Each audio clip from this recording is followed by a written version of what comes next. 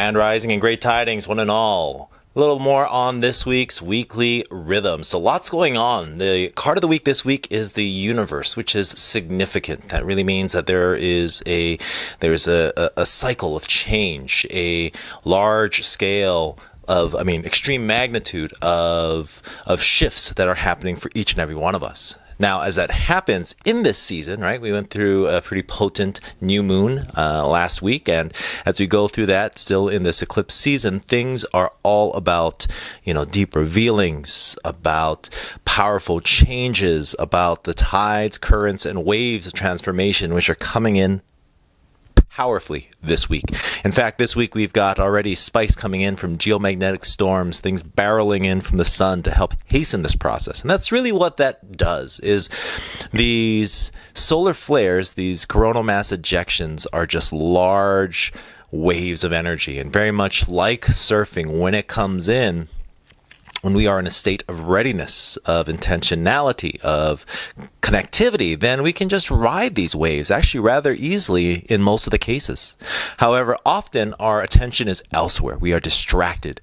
We are deflecting, true progress and change. And in doing so, what we then inevitably ends up happening is we get caught off guard. The wave comes in and we're not paying attention. And so we turn around and then we see that there is this big wall of energy and it barrels into us. We get tossed, and again, rather easily.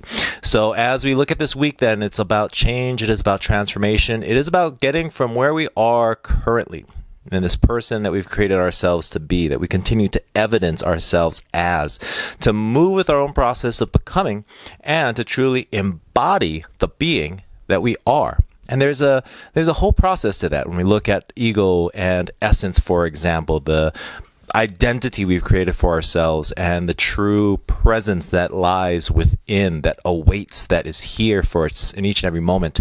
As we look at that, that is what we are moving into. And so this is a aspect of ourself that needs no identity. It is a part of ourself that is certain, especially in these periods of high uncertainty. And it is a part of us that is the purest aspect of who we are. As we talk about this concept, for example, of alchemy, being able to extract, to distill, and to purify us at the most fundamental level. Now, what that means is us being sincere, us being connected, us being, authentically and truly who we are.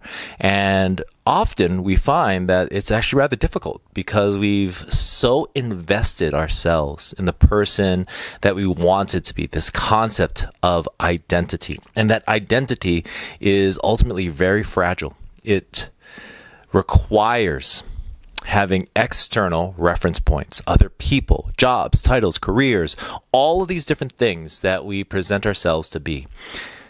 Yet beyond that, within us is this quiet, simple, yet profound voice. Rather than the mental chatter that our head can go through, it is a sensation. Deeper than an emotion, it is a deep and profound knowing. And potent as it is, when our attention is focusing on the mental chatter, the voices inside of our head, the people around us, pouring energy into those areas, we get depleted. And so by the time we actually are able to sit, if we are able to sit, which we are, with whatever that voice is communicating, we don't have a whole lot of energy for it. And so this week is moving into that. So 3 things you can do to really help to ride these waves is 1, pay attention.